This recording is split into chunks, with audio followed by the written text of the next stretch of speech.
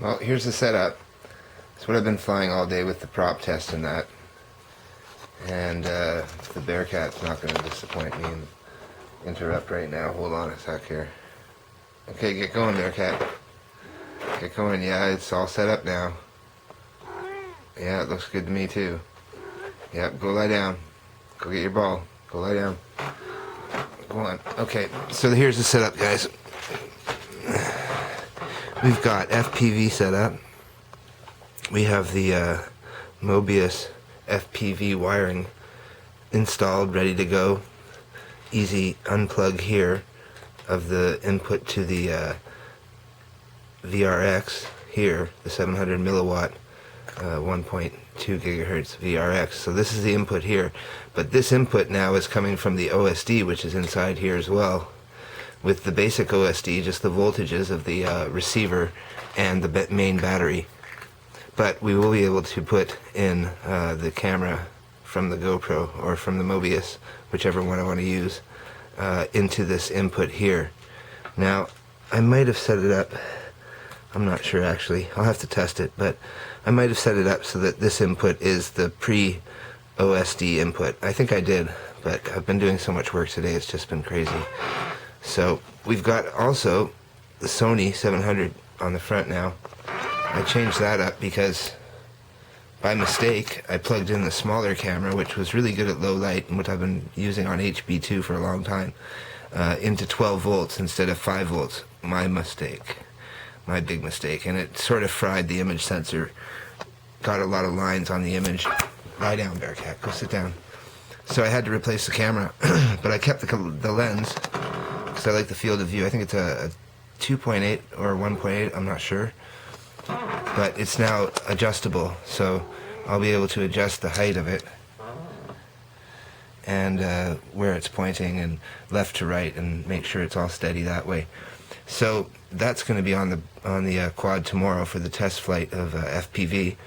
Now you can see what I was talking about with the mounts. I've used various mounts on here, all doubled up for extra stiffness, and I'm really happy with them actually. I streamlined and cut properly as they are coming from the for the kit.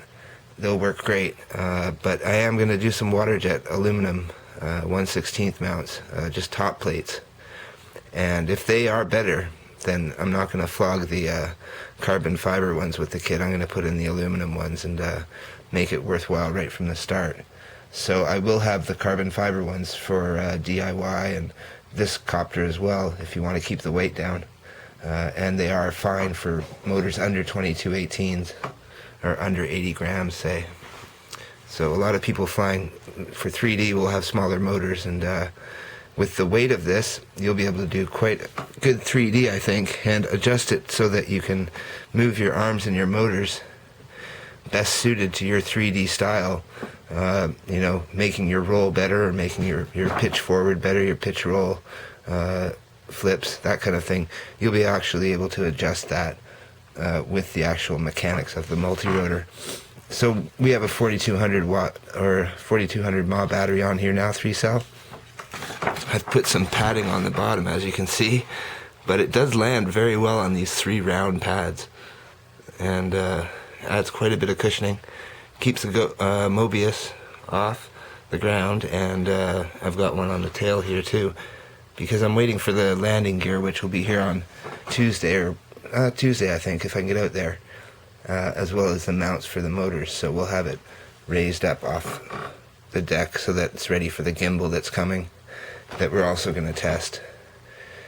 So we're getting close to the end here on the development of HB8, the mud puppy.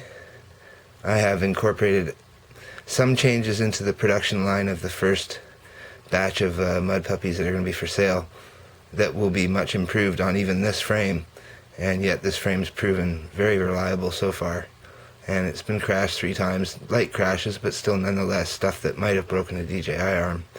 And I'm leaning towards the fact that once it has the lock blocks on, we'll be able to take these arms right off, reassemble within 10 minutes, 5 minutes, and you'll have something that will fit inside a very small backpack.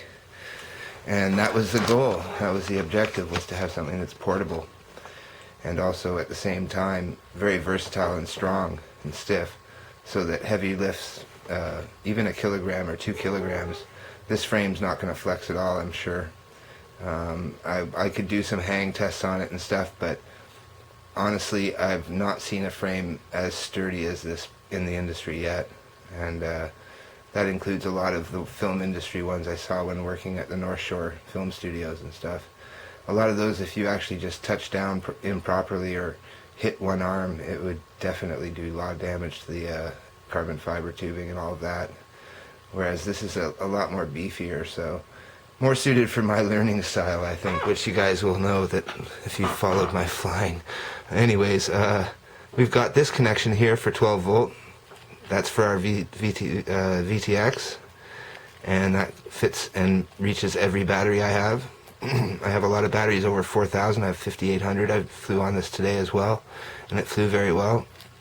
I have 5 volt here for the Mobius cam or the GoPro, so we'll be able to plug that in and power it separately. I can just tuck that away when it's not being used.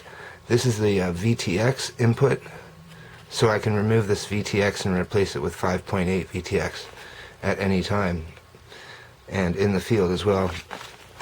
On the back here, I've put the receiver wires, diversity receiver wires at the back on both sides, so that I have good signal transmission from below.